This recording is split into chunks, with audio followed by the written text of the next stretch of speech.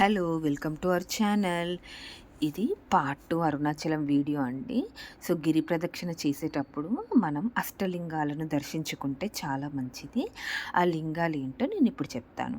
నైరుతి లింగం, ఇంద్రలింగం, ఈశాన్యలింగం, వాయులింగం, అగ్నిలింగం, యమలింగం, కుబేరలింగం, వరుణలింగం.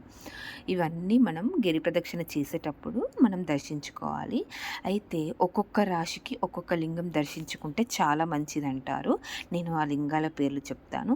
మేషరాశి వారు నైరుతి లింగం దర్శనం చేసుకోవాలంటారు.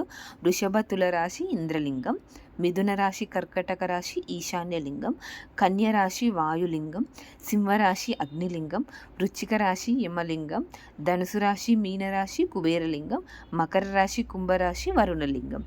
ఇలా అన్నీ దర్శించుకుంటూ మనం గిరి ప్రదక్షిణ చేస్తాము. మనకు చాలా చాలా అద్భుతంగా మరియు చాలా పవిత్రంగా సంతోషంగా అనిపిస్తుందండి గిరి ప్రదక్షిణ చేశాక. సో గిరి ప్రదక్షిణ కొంచెం ముందే అంటే ఎండ కాకముందే గిరి ప్రదక్షిణ చేసుకోండి, లేకపోతే చాలా కష్టంగా అనిపిస్తుంది. పొద్దున ఒక 4ంటికల్లా మీరు చేసుకుంటే మినిమం మీకు ఒక 4-5 గంటలలో అయిపోతుంది. 8-9 వరకే అయిపోతుంది. 10 లోపే అవ్వడానికి ట్రై చేయండి. లేకపోతే నైట్ అయినా చాలామంది చేస్తారు. చెప్పులు ధరించకుండా చేసుకోవాలి. కొంతమంది ఈ ఎండను తట్టుకోలేక సాక్స్లు వేసుకొని కూడా గిరి ప్రదక్షిణ చేస్తున్నారు.